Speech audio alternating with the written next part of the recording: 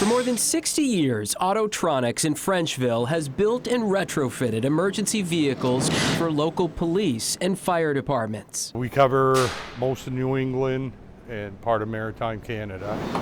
With many of the parts for these ambulances and police cruisers coming directly over the border from Canada. You got more variety in Canada for aluminum and steel.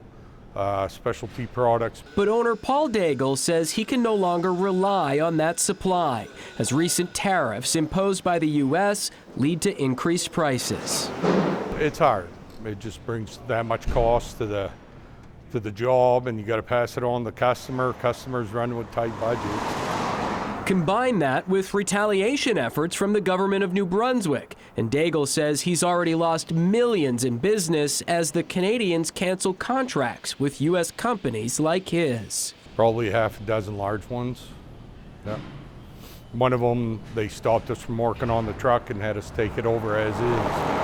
And it's not just contracts. In nearby Madawaska, gas stations have seen a 50% drop in sales as New Brunswick pushes its citizens to buy Canadian. I'm afraid that other Canadians will decide to stop going to Madawaska. Is it what we want? I don't think so. But Jean-Claude Demure, New Brunswick's Minister of Intergovernmental Affairs, says it's their way of fighting back, especially as President Donald Trump threatens to double down with more tariffs on April 2nd. If that happens, what other type of retaliation do you expect your government to take?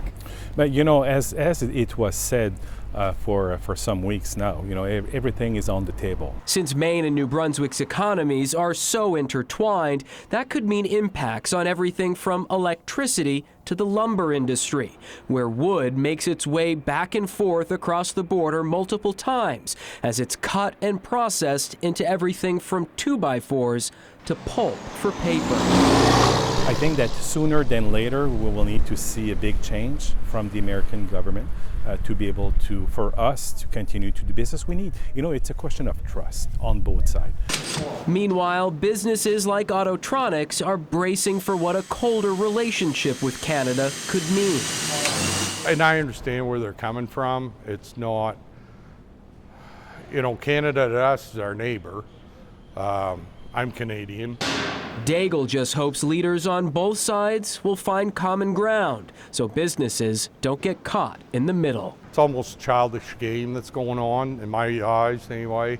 There's no reason we can't sit down. We're bordering countries, for God's sake, that we can't get rid of each other. We've got to work together. So I'm hoping better heads will prevail. Well, businesses like Autotronics are already feeling the effects of these tariff tensions. There's another economic factor at play as well. Northern Maine relies heavily on electricity from New Brunswick, and some experts warn that could give the province leverage. We'll dig into what that means for Maine Thursday night, right here on CBS 13.